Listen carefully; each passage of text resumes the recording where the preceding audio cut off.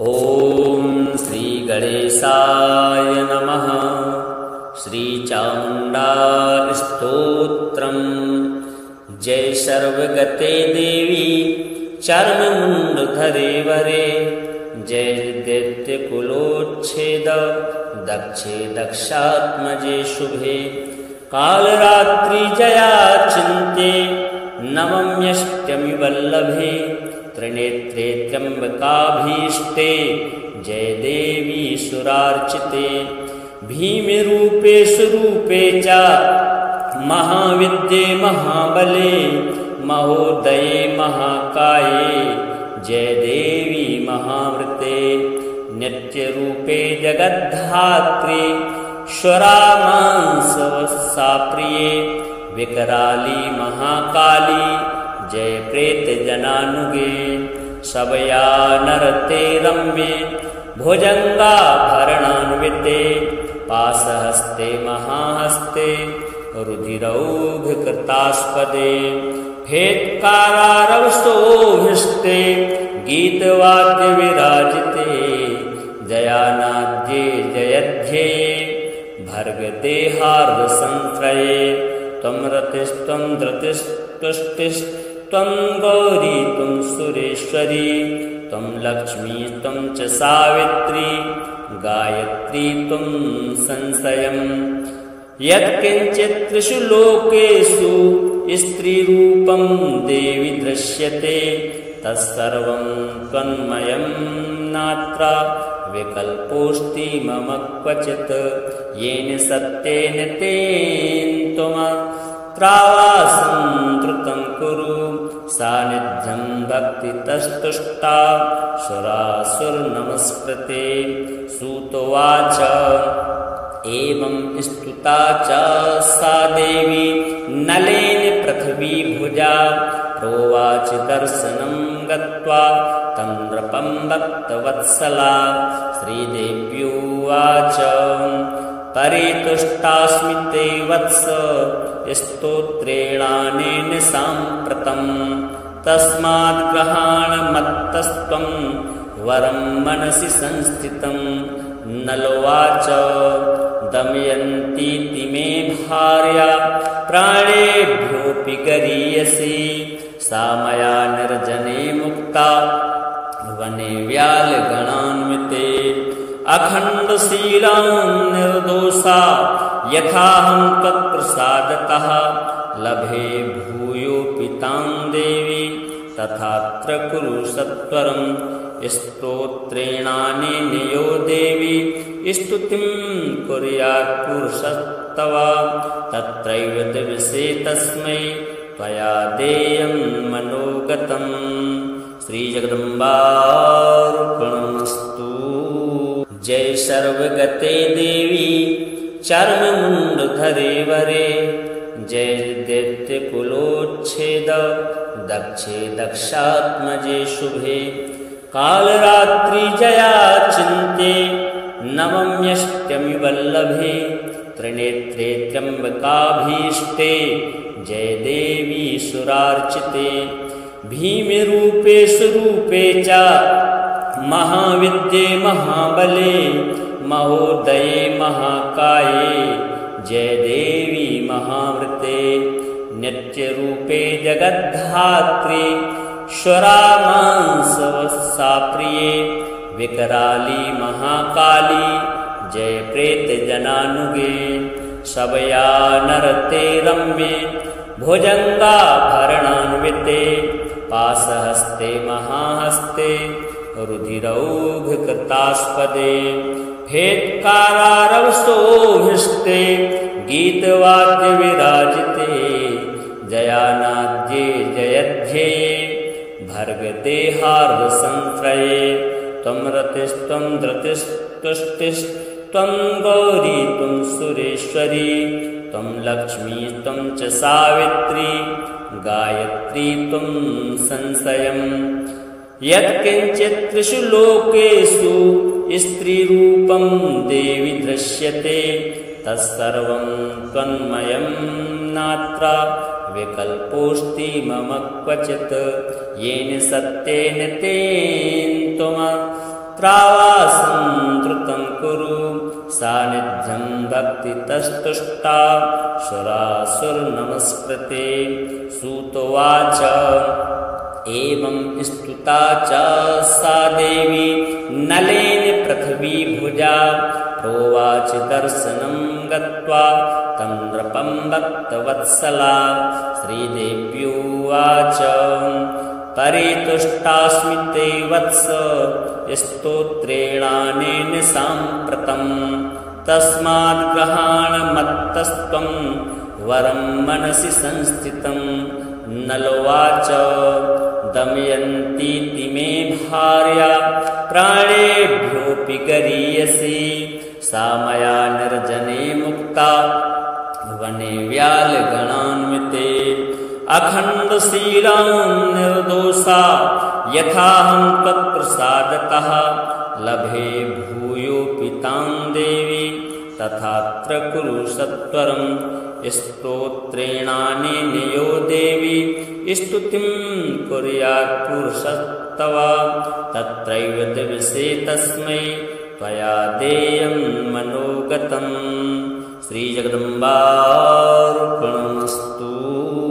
जय सर्वगते देवी चर्ममुण्डधरे वरे जय दैत्यकुलोच्छेद दक्षे दक्षात्मजे शुभे। कालरात्रि जया चिन्ते नवम्यष्टमि वल्लभे त्रिनेत्रे त्र्यम्बकाभीष्टे जय देवी सुरार्चिते। भीमरूपे स्वरूपे च महाविद्ये महाबले महोदये महाकाये जय देवी महावृते। नित्यरूपे जगद्धात्री स्वरामांसवत्सा प्रिये विकराली महाकाली जय प्रेत जनानुगे। शबया नरते रम्ये भुजङ्गाभरणान्विते पाशहस्ते महाहस्ते रुधिरौघकृतास्पदे भेत्कारारवशोभिष्टे गीतवाद्यविराजिते जयानाद्ये जयध्येये भर्गदेहार्धसंश्रये। त्वं रतिस्त्वं धृतिस्तुष्टिस्त्वं गौरी त्वं सुरेश्वरी त्वं लक्ष्मी त्वं च सावित्री गायत्री त्वं संशयम्। यत्किञ्चित् त्रिषु लोकेषु स्त्रीरूपं देवि दृश्यते तत्सर्वं त्वन्मयं नात्र विकल्पोऽस्ति मम क्वचित्।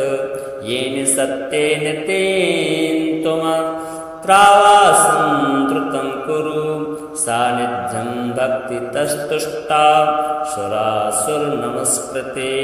सूतोवाच एवं स्तुता च सा देवी नलेन पृथ्वीभुजा प्रोवाच दर्शनं गत्वा तं नृपं भक्तवत्सला। श्रीदेव्युवाच परितुष्टास्मि ते वत्स स्तोत्रेणानेन साम्प्रतं तस्माद् ग्रहाणमत्तस्त्वं वरं मनसि संस्थितं। नलोवाच दमयन्तीति मे भार्या प्राणेभ्योऽपि गरीयसी सा मया निर्जने मुक्ता वने व्यालगणान्विते। अखण्डशीलां निर्दोषा यथाहं त्वत्प्रसादतः लभे भूयोऽपि तां देवी तथात्र कुरु सत्वरम्। स्तोत्रेणानेन यो देवी स्तुतिं कुर्यात् पुरुषस्तव तत्रैव दिवसे तस्मै त्वया देयं मनोगतम्। श्रीजगदम्बार्पणमस्तु। जय सर्वगते देवी चर्ममुण्डधरे वरे जय दैत्यकुलोच्छेद दक्षे दक्षात्मजे शुभे।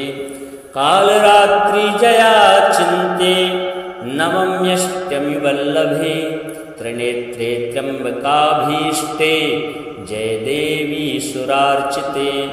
भीमरूपे स्वरूपे च महाविद्ये महाबले महोदये महाकाये जय देवी महावृते नित्यरूपे जगद्धात्रे श्वरामांसवसा प्रिये विकराली महाकाली जय प्रेत जनानुगे शबया नरते रम्ये भुजङ्गाभरणान्विते पाशहस्ते महाहस्ते रुधिरौघकृतास्पदे हेत्कारारवसोऽभिष्टे गीतवाद्यविराजिते जयानाद्ये जयध्येये भर्गदेहार्धसंश्रये त्वं रतिस्त्वं धृतिस्तुष्टिस्त्वं गौरी त्वं सुरेश्वरी त्वं लक्ष्मी त्वं च सावित्री गायत्री त्वं संशयम् यत्किञ्चित् त्रिषु लोकेषु स्त्रीरूपं देवि दृश्यते तत्सर्वं त्वन्मयं नात्र विकल्पोऽस्ति मम क्वचित् येन सत्येन तेन त्वमत्रावासं धृतं कुरु सान्निध्यं भक्तितस्तुष्टा सुरासुरनमस्कृते सूतोवाच एवं स्तुता च सा देवी नलेन पृथ्वी भुजा प्रोवाच दर्शनं गत्वा तं नृपं भक्तवत्सला श्रीदेव्युवाच परितुष्टास्मि ते वत्स स्तोत्रेणानेन साम्प्रतं तस्मात् ग्रहाणमत्तस्त्वं वरं मनसि संस्थितं नलोवाच दमयन्तीति मे भार्या प्राणेभ्योऽपि गरीयसी सा मया निर्जने मुक्ता वने व्यालगणान्विते अखण्डशीलां निर्दोषा यथाहं त्वत्प्रसादतः लभे भूयोऽपि तां देवी तथात्र कुरु सत्वरं स्तोत्रेणानेन यो देवी स्तुतिं कुर्यात् पुरुषस्तव तत्रैव दिवसे तस्मै त्वया देयं मनोगतम् श्रीजगदम्बार्पणमस्तु। जय सर्वगते देवी चर्ममुण्डधरे वरे जय दैत्यकुलोच्छेद दक्षे दक्षात्मजे शुभे कालरात्रि जया चिन्ते नवम्यष्टमि वल्लभे त्रिनेत्रे त्र्यम्बकाभीष्टे जय देवी सुरार्चिते भीमरूपे स्वरूपे च महाविद्ये महाबले महोदये महाकाये जय देवी महावृते नित्यरूपे जगद्धात्रे श्वरामांसवसा प्रिये विकराली महाकाली जय प्रेत जनानुगे शबया नरते रम्ये भुजङ्गाभरणान्विते पाशहस्ते महाहस्ते रुधिरौघकृतास्पदे हेत्कारारवसोऽभिष्टे गीतवाद्यविराजिते जयानाद्ये जयध्येये भर्गदेहार्धसंश्रये त्वं रतिस्त्वं धृतिस्तुष्टिस्त्वं गौरी त्वं सुरेश्वरी त्वं लक्ष्मी त्वं च सावित्री गायत्री त्वं संशयम् यत्किञ्चित् त्रिषु लोकेषु स्त्रीरूपं देवि दृश्यते तत्सर्वं त्वन्मयं नात्र विकल्पोऽस्ति मम क्वचित् येन सत्येन तेन त्वमत्रावासं धृतं कुरु सान्निध्यं भक्तितस्तुष्टा सुरासुरनमस्कृते सूतोवाच एवं स्तुता च सा देवी नलेन पृथ्वी भुजा प्रोवाच दर्शनं गत्वा तं नृपं भक्तवत्सला श्रीदेव्युवाच परितुष्टास्मि ते वत्स स्तोत्रेणानेन साम्प्रतं तस्मात् ग्रहाणमत्तस्त्वं वरं मनसि संस्थितं नलोवाच दमयन्तीति मे भार्या प्राणेभ्योऽपि गरीयसी सा मया निर्जने मुक्ता वने व्यालगणान्विते अखण्डशीलां निर्दोषा यथाहं तत्प्रसादतः लभे भूयोऽपि तां देवी तथात्र कुरु सत्वरं स्तोत्रेणानेनयो देवी स्तुतिं कुर्यात् पुरुषस्तव तत्रैव दिवसे तस्मै त्वया देयं मनोगतम्। श्रीजगदम्बार्पणमस्तु। जय सर्वगते देवी चर्ममुण्डधरे वरे जय दैत्यकुलोच्छेद दक्षे दक्षात्मजे शुभे कालरात्रि जया चिन्ते नवम्यष्टमि वल्लभे त्रिनेत्रे त्र्यम्बकाभीष्टे जय देवी सुरार्चिते भीमरूपे स्वरूपे च महाविद्ये महाबले महोदये महाकाये जय देवी महावृते नित्यरूपे जगद्धात्रे श्वरामांसवत्सा प्रिये विकराली महाकाली जय प्रेत जनानुगे शबया नरते रम्ये भुजङ्गाभरणान्विते पाशहस्ते महाहस्ते रुधिरौघकृतास्पदे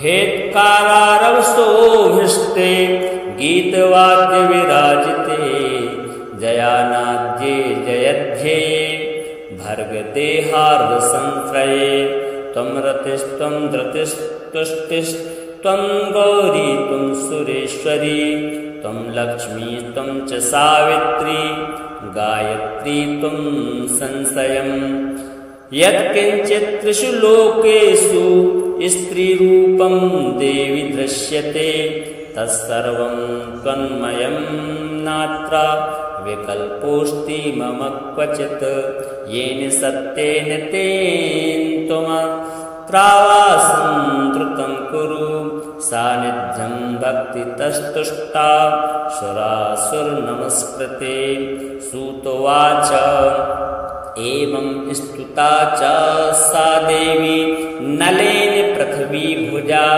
प्रोवाच दर्शनं गत्वा तं नृपं भक्तवत्सला श्रीदेव्युवाच परितुष्टास्मि ते वत्स स्तोत्रेणानेन साम्प्रतं तस्मात् ग्रहाणमत्तस्त्वं वरं मनसि संस्थितं नलोवाच दमयन्तीति मे भार्या प्राणेभ्योऽपि गरीयसी सा मया निर्जने मुक्ता वने व्यालगणान्विते अखण्डशीलां निर्दोषा यथाहं तत्प्रसादतः लभे भूयोऽपि तां देवी तथात्र कुरु सत्वरं स्तोत्रेणानेनयो देवी स्तुतिं कुर्यात् पुरुषस्तव तत्रैव दिवसे तस्मै त्वया देयं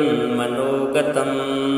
श्रीजगदम्बार्पणमस्तु। जय सर्वगते देवी चर्ममुण्डधरे वरे जय दैत्यकुलोच्छेद दक्षे दक्षात्मजे शुभे कालरात्रि जया चिन्ते नवम्यष्टमि वल्लभे त्रिनेत्रे त्र्यम्बकाभीष्टे जय देवी सुरार्चिते भीमरूपे स्वरूपे च महाविद्ये महाबले महोदये महाकाये जय देवी महावृते नित्यरूपे जगद्धात्रे श्वरामांसवत्सा प्रिये विकराली महाकाली जय प्रेत जनानुगे शबया नरते रम्ये भुजङ्गाभरणान्विते पाशहस्ते महाहस्ते रुधिरौघकृतास्पदे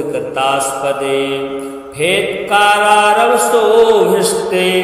गीतवाद्यविराजिते जयानाद्ये जयध्यै भर्गते हार्दसंश्रये त्वं रतिस्त्वं धृतिस्तुष्टिस्त्वं गौरी त्वं सुरेश्वरी त्वं लक्ष्मी त्वं च सावित्री गायत्री त्वं संशयम् यत्किञ्चित् त्रिषु लोकेषु स्त्रीरूपं देवि दृश्यते तत्सर्वं त्वन्मयं नात्र विकल्पोऽस्ति मम क्वचित् येन सत्येन तेन त्वमत्रावासं धृतं कुरु सान्निध्यं भक्तितस्तुष्टा सुरासुरनमस्कृते सूतोवाच एवं स्तुता च सा देवी नलेन पृथ्वीभुजा प्रोवाच दर्शनं गत्वा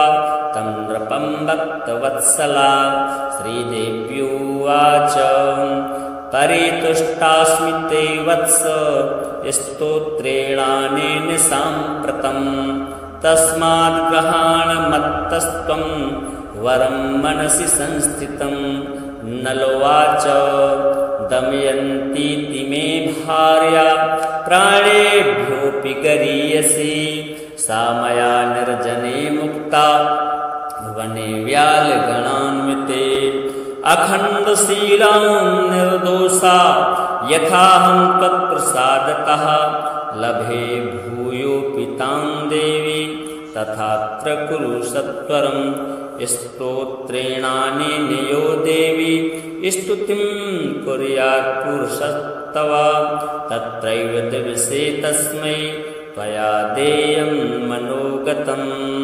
श्रीजगदम्बार्पणमस्तु। जय सर्वगते देवी चर्ममुण्डधरे वरे जय दैत्यकुलोच्छेद दक्षे दक्षात्मजे शुभे कालरात्रि जया चिन्ते नवम्यष्टमि वल्लभे त्रिनेत्रे त्र्यम्बकाभीष्टे जय देवी सुरार्चिते भीमरूपे स्वरूपे च महाविद्ये महाबले महोदये महाकाये जय देवी महावृते नित्यरूपे जगद्धात्री स्वरामांसवत्साप्रिये विकराली महाकाली जय प्रेत जनानुगे शबया नरते रम्ये भुजङ्गाभरणान्विते पाशहस्ते महाहस्ते रुधिरौघकृतास्पदे फेत्कारारवशोभिष्टे गीतवाद्यविराजिते जयानाद्ये जयध्यै भर्गते हार्दसंश्रये त्वं रतिस्त्वं धृतिस्तुष्टिस्त्वं गौरी त्वं सुरेश्वरी त्वं लक्ष्मी त्वं च सावित्री गायत्री त्वं संशयम् यत्किञ्चित् त्रिषु लोकेषु स्त्रीरूपं देवि दृश्यते तत्सर्वं त्वन्मयं नात्र विकल्पोऽस्ति मम क्वचित् येन सत्येन तेन त्वमत्रावासं धृतं कुरु सान्निध्यं भक्तितस्तुष्टा सुरासुरनमस्कृते सूतोवाच एवं स्तुता च सा देवी नलेन पृथ्वीभुजा प्रोवाच दर्शनं गत्वा तं नृपं भक्तवत्सला श्रीदेव्युवाच परितुष्टास्मि ते वत्स स्तोत्रेणानेन साम्प्रतं तस्माद् ग्रहाणमत्तस्त्वं वरं मनसि संस्थितं नलोवाच दमयन्तीति मे भार्या प्राणेभ्योऽपि गरीयसी सा मया निर्जने मुक्ता वने व्यालगणान्विते अखण्डशीलां निर्दोषा यथाहं त्वत्प्रसादतः लभे भूयोऽपि तां देवी तथात्र कुरु सत्वरम् स्तोत्रेणानेन यो देवी स्तुतिं कुर्यात् पुरुषस्तव पुरुषस्तव तत्रैव दिवसे तस्मै त्वया देयं मनोगतम्। श्रीजगदम्बार्पणमस्तु। जय सर्वगते देवी चर्ममुण्डधरे वरे, जय दैत्यकुलोच्छेद दक्षे दक्षात्मजे शुभे, कालरात्रि जया चिन्ते नवम्यष्टमि वल्लभे, त्रिनेत्रे त्र्यम्बकाभीष्टे जय देवी सुरार्चिते, भीमरूपे स्वरूपे च महाविद्ये महाबले, महोदये महाकाये जय देवी महावृते, नित्यरूपे जगद्धात्रे स्वरामांसवत्सा प्रिये, विकराली महाकाली जय प्रेत जनानुगे, शबया नरते रम्ये भुजङ्गाभरणान्विते, पाशहस्ते महाहस्ते रुधिरौघकृतास्पदे, फेत्कारारवसोभिष्टे गीतवाद्यविराजिते, जयानाद्ये जयध्येये भर्गदेहार्धसंश्रये, त्वं रतिस्त्वं धृतिस्तुष्टिस्त्वं गौरी त्वं सुरेश्वरी, त्वं लक्ष्मी त्वं च सावित्री, गायत्री त्वं संशयम्। यत्किञ्चित् त्रिषु लोकेषु स्त्रीरूपं देवि दृश्यते, तत्सर्वं त्वन्मयं नात्र विकल्पोऽस्ति मम क्वचित्, येन सत्येन तेन त्वमत्रावासं धृतं कुरु, सान्निध्यं भक्तितस्तुष्टा सुरासुरनमस्कृते।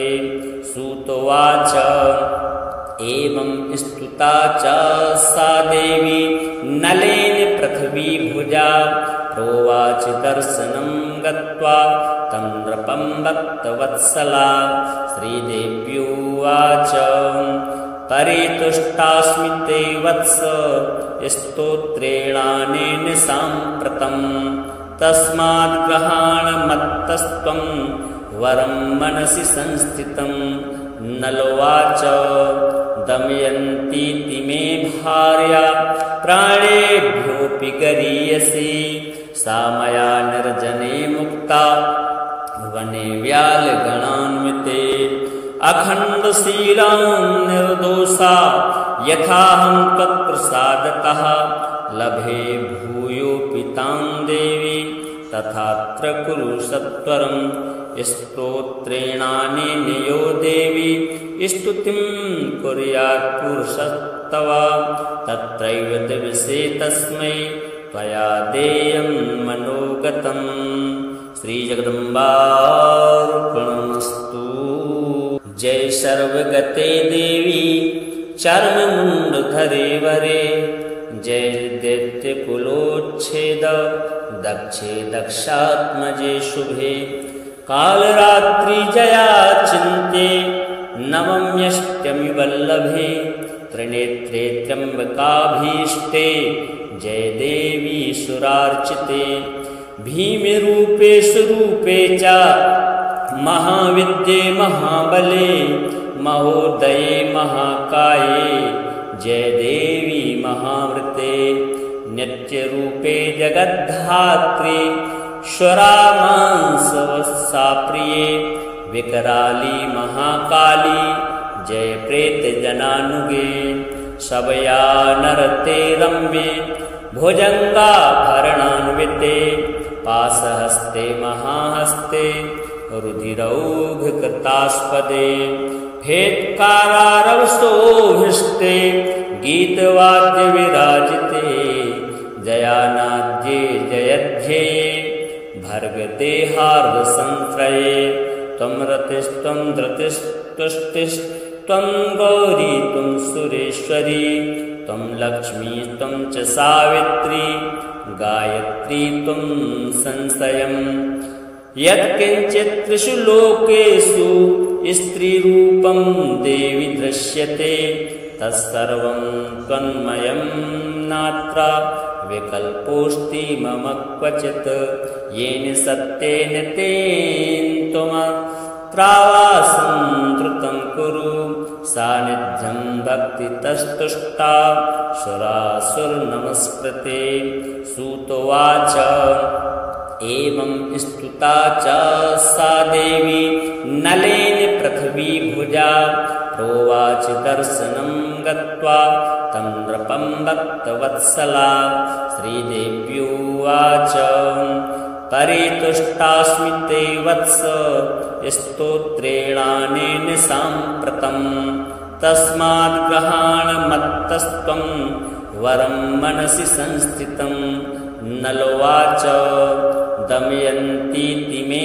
भार्या प्राणेभ्योऽपि गरीयसी सा मया निर्जने मुक्ता वने व्यालगणान्विते अखण्डशीलां निर्दोषा यथाहं तत्प्रसादतः लभे भूयोऽपि तां देवी तथात्र कुरु सत्वरं स्तोत्रेणानेन यो देवी स्तुतिं कुर्यात् पुरुषस्तव तत्रैव दिवसे तस्मै त्वया देयं मनोगतम्। श्रीजगदम्बार्पणमस्तु। जय सर्वगते देवी चर्ममुण्डधरे वरे जय दैत्यकुलोच्छेद दक्षे दक्षात्मजे शुभे कालरात्रि जया चिन्ते नवम्यष्टमि वल्लभे त्रिनेत्रे त्र्यम्बकाभीष्टे जय देवी सुरार्चिते भीमरूपे स्वरूपे च महाविद्ये महाबले महोदये महाकाये जय देवी महावृते नित्यरूपे जगद्धात्री स्वरामांसवत्सा प्रिये विकराली महाकाली जय प्रेत जनानुगे शबया नरते रम्ये भुजङ्गाभरणान्विते पाशहस्ते महाहस्ते रुधिरौघकृतास्पदे फेत्कारारवसोऽभिष्टे गीतवाद्यविराजिते जयानाद्ये जयध्येये भर्गदेहार्धसंत्रये त्वं रतिस्त्वं धृतिस्तुष्टिस्त्वं गौरी त्वं सुरेश्वरी त्वं लक्ष्मी त्वं च सावित्री गायत्री त्वं संशयम् यत्किञ्चित् त्रिषु लोकेषु स्त्रीरूपं देवि दृश्यते तत्सर्वं त्वन्मयं नात्र विकल्पोऽस्ति मम क्वचित् येन सत्येन तेन त्वमत्रावासं धृतं कुरु सानिध्यं भक्तितस्तुष्टा सुरासुरनमस्कृते सूतोवाच एवं स्तुता च सा देवी नलेन पृथ्वी भुजा प्रोवाच दर्शनं गत्वा तं नृपं भक्तवत्सला श्रीदेव्युवाच परितुष्टास्मि ते वत्स स्तोत्रेणानेन साम्प्रतं तस्माद् गृहाण मत्तस्त्वं वरं मनसि संस्थितं नलोवाच दमयन्तीति मे भार्या प्राणेभ्योऽपि गरीयसी सा मया निर्जने मुक्ता वने व्यालगणान्विते अखण्डशीलां निर्दोषा यथाहं तत्प्रसादतः लभे भूयोऽपि तां देवी तथात्र कुरु सत्वरं स्तोत्रेणानेन यो देवी स्तुतिं कुर्यात् पुरुषस्तव तत्रैव दिवसे तस्मै त्वया देयं मनोगतम्। श्रीजगदम्बार्पणमस्तु। जय सर्वगते देवी चर्ममुण्डधरे वरे जय दैत्यकुलोच्छेद दक्षे दक्षात्मजे शुभे कालरात्रि जया चिन्ते नवम्यष्टमि वल्लभे त्रिनेत्रे त्र्यम्बकाभीष्टे जय देवी सुरार्चिते भीमरूपे स्वरूपे च महाविद्ये महाबले महोदये महाकाये जय देवी महावृते नित्यरूपे जगद्धात्री श्वरामांसवत्सा प्रिये विकराली महाकाली जय प्रेत जनानुगे शबया नरते रम्ये भुजङ्गाभरणान्विते पाशहस्ते महाहस्ते रुधिरौघकृतास्पदे फेत्कारारवसोऽभिष्टे गीतवाद्यविराजिते जयानाद्ये जयध्येये भर्गदेहार्धसंश्रये त्वं रतिस्त्वं धृतिस्तुष्टिस्त्वं गौरी त्वं सुरेश्वरी त्वं लक्ष्मी त्वं च सावित्री गायत्री त्वं संशयम् यत्किञ्चित् त्रिषु लोकेषु स्त्रीरूपं देवि दृश्यते तत्सर्वं त्वन्मयं नात्र विकल्पोऽस्ति मम क्वचित् येन सत्येन तेन त्वमत्रावासं धृतं कुरु सान्निध्यं भक्तितस्तुष्टा सुरासुरनमस्कृते सूतोवाच एवं स्तुता च सा देवी नलेन पृथ्वी भुजा प्रोवाच दर्शनं गत्वा तं नृपं भक्तवत्सला श्रीदेव्युवाच परितुष्टास्मि ते वत्स स्तोत्रेणानेन साम्प्रतं तस्मात् ग्रहाणमत्तस्त्वं वरं मनसि संस्थितं नलोवाच दमयन्तीति मे भार्या प्राणेभ्योऽपि गरीयसी सा मया निर्जने मुक्ता वने व्यालगणान्विते अखण्डशीलां निर्दोषा यथाहं त्वत्प्रसादतः लभे भूयोऽपि तां देवी तथात्र कुरु सत्वरम् स्तोत्रेणानेन यो देवी स्तुतिं कुर्यात् पुरुषस्तव तत्रैव दिवसे तस्मै त्वया देयं मनोगतम् श्रीजगदम्बार्पणमस्तु। जय सर्वगते देवी चर्ममुण्डधरे वरे जय दैत्यकुलोच्छेद दक्षे दक्षात्मजे शुभे कालरात्रि जया चिन्ते नवम्यष्टमि वल्लभे त्रिनेत्रे त्र्यम्बकाभीष्टे जय देवी सुरार्चिते भीमरूपे स्वरूपे च महाविद्ये महाबले महोदये महाकाये जय देवी महावृते नित्यरूपे जगद्धात्री श्वरामांसवत्सा प्रिये विकराली महाकाली जय प्रेत जनानुगे शबया नरते रम्ये भुजङ्गाभरणान्विते पाशहस्ते महाहस्ते रुधिरौघकृतास्पदे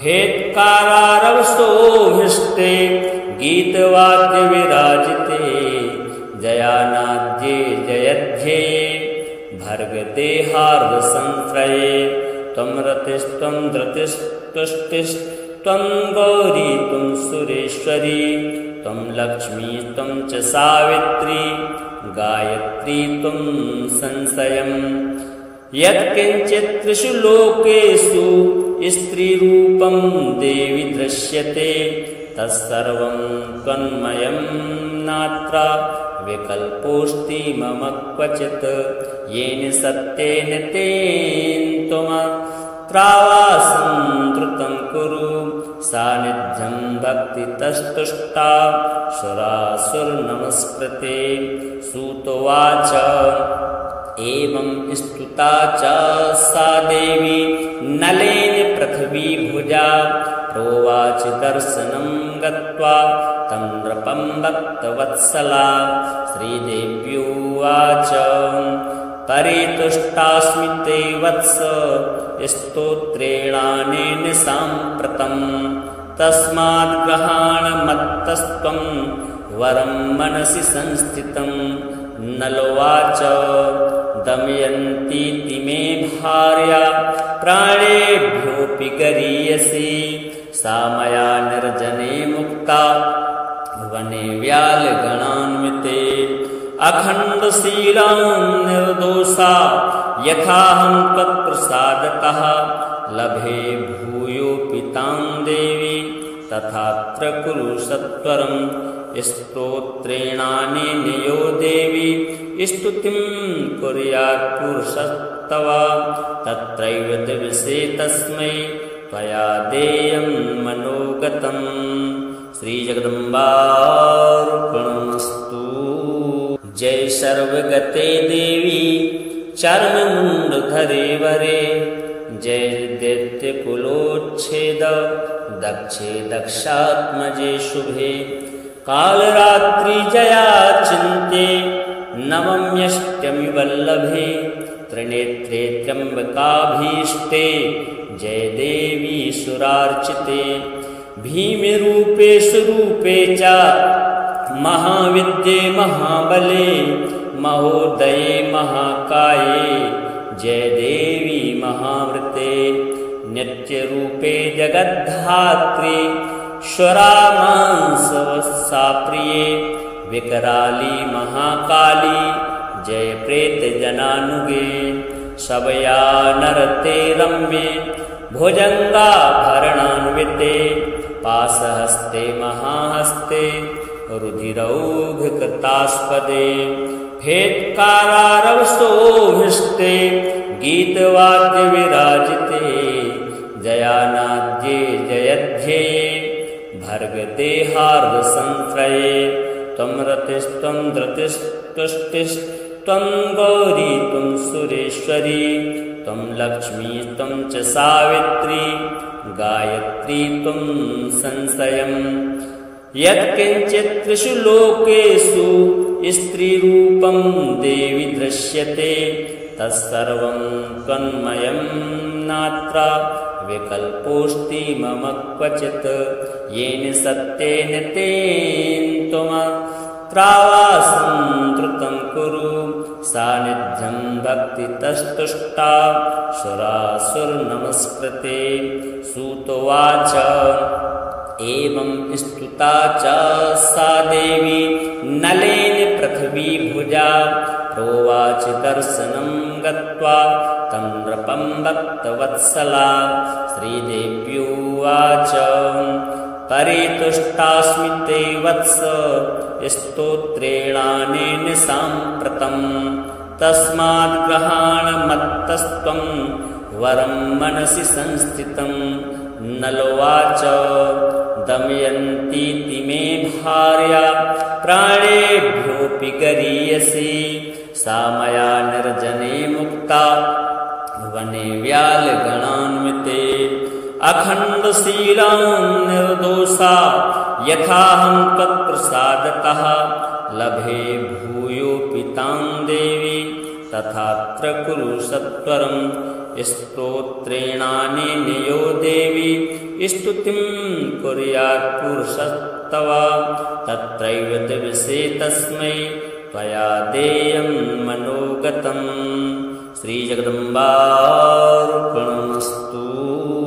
जय सर्वगते देवी चर्ममुण्डधरे वरे जय दैत्यकुलोच्छेद दक्षे दक्षात्मजे शुभे कालरात्रि जया चिन्ते नवम्यष्टमि वल्लभे त्रिनेत्रे त्र्यम्बकाभीष्टे जय देवी सुरार्चिते भीमरूपे स्वरूपे च महाविद्ये महाबले महोदये महाकाये जय देवी महावृते नित्यरूपे जगद्धात्री श्वरामांसवत्सा प्रिये विकराली महाकाली जय प्रेत जनानुगे शबया नरते रम्ये भुजङ्गाभरणान्विते पाशहस्ते महाहस्ते रुधिरौघकृतास्पदे फेत्कारारवसोऽभिष्टे गीतवाद्यविराजिते जयानाद्ये जयध्येये भर्गदेहार्धसंश्रये त्वं रतिस्त्वं धृतिस्तुष्टिस्त्वं गौरी त्वं सुरेश्वरी त्वं लक्ष्मी त्वं च सावित्री गायत्री त्वं संशयम् यत्किञ्चित् त्रिषु लोकेषु स्त्रीरूपं देवि दृश्यते तत्सर्वं त्वन्मयं नात्र विकल्पोऽस्ति मम क्वचित् येन सत्येन तेन त्वमत्रावासं धृतं कुरु सान्निध्यं भक्तितस्तुष्टा सुरासुरनमस्कृते सूतोवाच एवं स्तुता च सा देवी नलेन पृथ्वीभुजा प्रोवाच दर्शनं गत्वा तं नृपं भक्तवत्सला श्रीदेव्युवाच परितुष्टास्मि ते वत्स स्तोत्रेणानेन साम्प्रतं तस्माद् ग्रहाणमत्तस्त्वं वरं मनसि संस्थितं नलोवाच दमयन्तीति मे भार्या प्राणेभ्योऽपि गरीयसी सा मया निर्जने मुक्ता वने व्यालगणान्विते अखण्डशीलां निर्दोषा यथाहं त्वत्प्रसादतः लभे भूयोऽपि तां देवी तथात्र कुरु सत्वरं स्तोत्रेणानेन यो देवी स्तुतिं कुर्यात् पुरुषस्तव तत्रैव दिवसे तस्मै त्वया देयं मनोगतं श्रीजगदम्बार्पणमस्तु।